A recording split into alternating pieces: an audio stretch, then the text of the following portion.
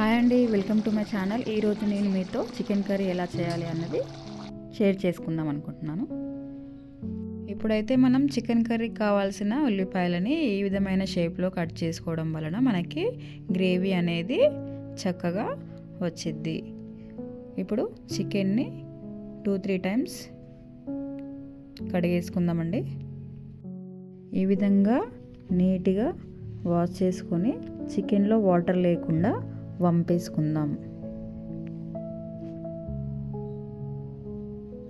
So next ఒక గిన్నె తీసుకొని స్టవ్ పైన పెట్టి వెలిగించుకొని గిన్నె వేడెక్కాక ఆయిల్ అయితే వేసేసుకుంటున్నాను.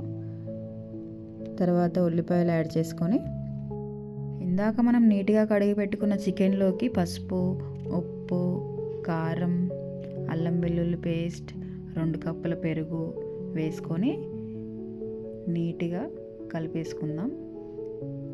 కలిపేసుకున్న తర్వాత మనకి ఏ విధంగా వచ్చింది చూస్తున్నారుగా.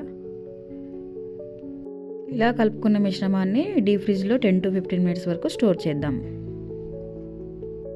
ఇప్పుడు ఆనియన్స్ని బ్రౌన్ కలర్ అయ్యేంత వరకు వేగించుకోవాలి. బ్రౌన్ కలర్ అయిన తర్వాత మనం ఇందాక మ్యారినేట్ చేసుకొని పెట్టుకున్న చికెన్ని తీసుకొని ఇందులో యాడ్ చేద్దాం.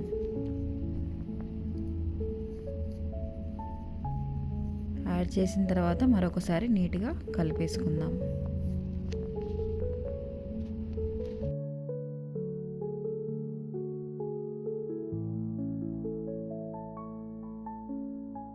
ఇప్పుడు మూత పెట్టేసుకొని ఒక 5-10 మినిట్స్ ఉడికించేసుకుందాం. ఉడికిన తర్వాత మనం టమాటా ముక్కల్ని యాడ్ చేసుకోవాలి. యాడ్ చేసుకున్న తర్వాత ఈ విధంగా ఒకసారి కలిపేసుకొని మీకు గ్రేవీ కావాలనుకుంటే మళ్ళీ కొన్ని వాటర్ అయితే యాడ్ చేసుకోండి.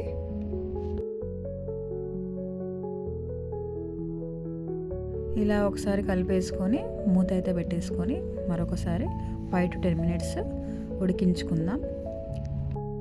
ఇప్పుడు ఇందులో తరిగిన కొత్తిమీర, పచ్చిమిర్చి వేసుకొని మరోసారి కలిపేసుకుందాం.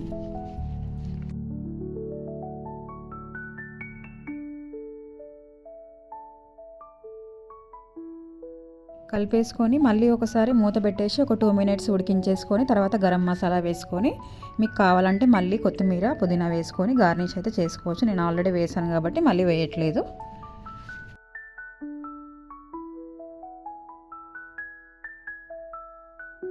సో ఇప్పుడు మీరు చూస్తున్నారు కదా, చికెన్ కర్రీ అయితే రెడీ అయిందండి. మీరు కూడా ట్రై చేసి ఏ విధంగా ఉంది టేస్ట్ అనేది కామెంట్ రూపంలో చెప్తారని అనుకుంటున్నాను.